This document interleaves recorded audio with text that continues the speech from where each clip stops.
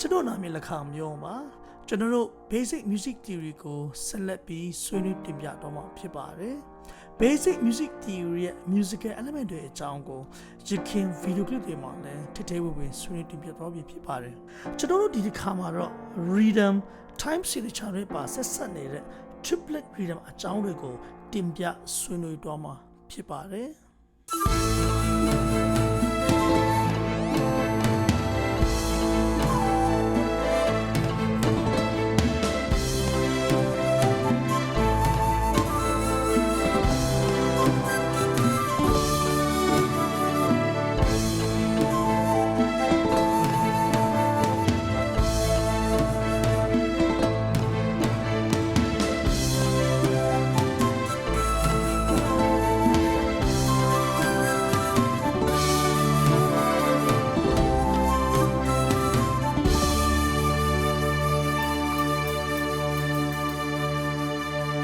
ကျွန်တော်တို့ခင်ဗီဒီယိုကလစ်တွေမှာ rhythm နဲ့ပတ်သက်ပြီးတင်ပြဆွေးနွေးခဲ့တာတွေရှိခဲ့ပါတယ်။တနည်းအားဖြင့် rhythm လို့ခေါ်တဲ့ချိန်မှာ time signature ဒါမှမဟုတ် meter signature တွေနဲ့ထဲဝင်ဆက်ဆက်မှုရှိနေတယ်ဆိုတာဘယ်လိုမှကျွန်တော်ညင်လို့မရပါဘူး။ကျွန်တော်တို့ဒီတစ်ခါမှာတော့ triplet တွေရဲ့အကြောင်းတွေကိုဆွေးနွေးတော့မှာဖြစ်ပါတယ်။ကျွန်တော်တို့ triplet လို့ပြောတဲ့အချိန်မှာ note ၃လုံးကိုပေါင်းစည်းထားပါတယ်ဆိုတဲ့အနှစ်သာရကိုအခြေခံတာဖြစ်ပါတယ်။ကျွန်တော်တို့အများသောအားဖြင့်အိမ်တို့သုံးလုံးရဲ့အပေါင်းအစည်းမှုကိုပဲ triplet အနေဖြင့်မြင်ကြတာများပါတယ်။ဒါပေမဲ့တကယ်တမ်းတော့ triplet ဆိုတာအိမ်တို့သုံးလုံးနဲ့အပေါင်းစုပဲမဟုတ်ပါဘူး။ triplet ဆိုတဲ့အထဲမှာ quarter note triplet, half note triplet တနည်းအားဖြင့် note အငယ်လို့ဆိုနိုင်တဲ့ 60 note triplet တွေပါဝင်နေတာကျွန်တော်တွေ့ရမှာဖြစ်ပါတယ်။ဒါပေမဲ့အိမ်တို့နဲ့60 note triplet တွေမှာတော့ note တွေရဲ့ကြားမှာဆက်ဆက်မှုပေးနေတဲ့ brace အထူးတလဲမပါရှိပါဘူးအပေါ်မှာ3ဆိုတဲ့အခရာတင်ငေတာကိုပဲတွေ့ရမှာဖြစ်ပါတယ်တစ်ဖက်မှာ quarter triplet half note triplet တွေမှာတော့ note တွေရဲ့အကြားမှာဆက်ဆက်မှုပေးထားတဲ့ brace အကွေလေးနဲ့အတူ3ဆိုတဲ့တင်ငေတာလေးကိုအထူးတလဲတွေ့မြင်ရမှာဖြစ်ပါတယ်ဒါဆိုရင်ဘာကြောင့် triplet ဆိုတဲ့ rhythm မှာ3ဆိုတဲ့အခရာကအဓိကကြားနေရတာလဲဒါကအရန်ကိုအရေးကြီးပါတယ်တနည်းအားဖြင့် note 3လုံးကိုပေါင်းရေးထားတိုင်း triplet note လို့မခေါ်နိုင်ပါဘူး။ဘာလို့လဲဆိုတော့အကောပေါင်းတိုင်းမှာမြင်နေကြဖြစ်တဲ့ 12/8 time signature ရဲ့အိမ် note တွေကို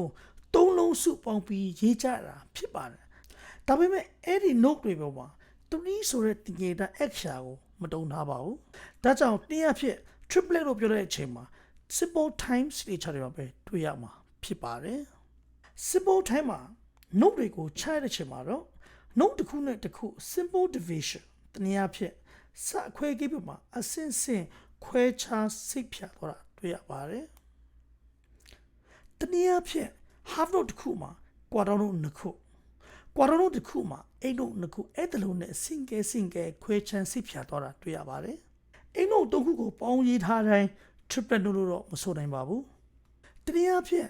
compound time မှာမြင်နေကြဖြစ်တဲ့အိမ်တို့သုံးလုံးကိုပေါင်းရေးထားတဲ့အရာဟာ triplet မဟုတ်ပါဘူး။ဘာဖြစ်လို့ဆိုတော့ compound time ရဲ့အနှစ်သာရဟာအိမ်တို့သုံးလုံးကိုပေါင်းစည်းထားတာဖြစ်ပါတယ်။ဒါဟာ triplet လုံးဝမဟုတ်ပါဘူး။ဒါကြောင့် triplet လို့ဆိုတဲ့အချိန်မှာ simple time မှာပဲတွေ့ရမှာဖြစ်ပါတယ်။ simple time လို့ဆိုရင်2/2ဒါမှမဟုတ်4/4ပေါ့။အတိပ္ပယ်က quarter note တစ်ခုကိုတစ်ချက်အဲ့ဒီ quarter note တစ်ခုဟာ one measure မှာလဲလုံးhalf note မှာဆိုရင် quarter note နှလုံးစသဖြင့် simple division စင်ကဲဖြစ်စဉ်ကိုဆိုတာဖြစ်ပါတယ်တနည်းအားဖြင့် note အလုံးရဲ့သုံးခုကိုသုံးထားတာ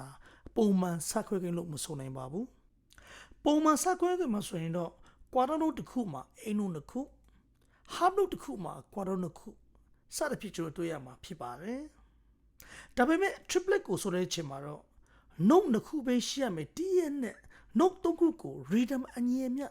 ခွဲခြားတုံးထားမှုကိုဆိုလိုတာဖြစ်ပြီးတွေ့ရဲ့တင်ငေတာအနေနဲ့3ဆိုတဲ့အခရာကိုအပေါ်မှာဖော်ပြထားတာတွေ့ရမှာဖြစ်ပါတယ်။ဒါကြောင့်ကျွန်တော်တို့ triplet theory ကိုအတိတ်ဖွင့်ဆိုတဲ့အခါမှာ triplet တင်ငေတာဆိုရင် compound time မှာမဆိုလိုပဲ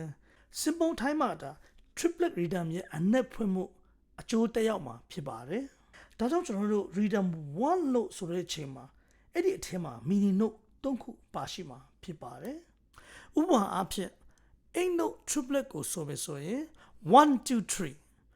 one bit ထဲမှာ note အတေးသုံးခုညီမျှစွာပါရှိတာကို triplet လို့ဆိုရမှာဖြစ်ပါတယ်အကယ်၍ quarter triplet ဆိုပါစို့အတိပ္ပယ်က quarter တို့နှစ်ခုပဲရှမ်းမဲ့ဟာကို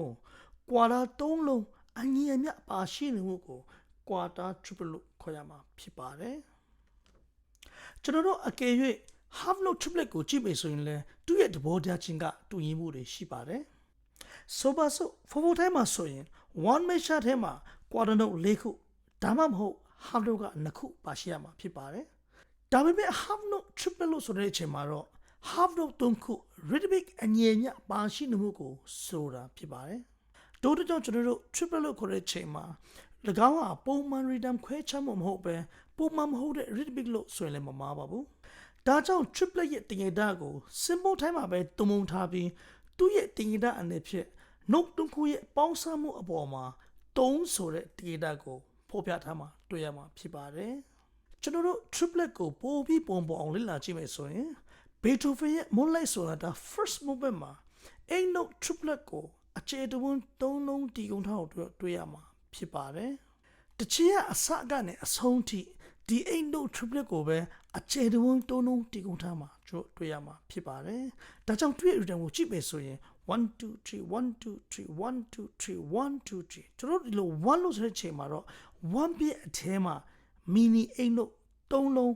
အညီအမျှပါရှိနေမှုကိုတတိချမှာဖြစ်ပါတယ်ဒါကြောင့် Beethoven ရဲ့ Moonlight Sonata first movement ကနေ triplet ရဲ့အနှစ်တရကိုဆက်လက်လေ့လာဖို့ဖိတ်ခေါ်လိုပါတယ်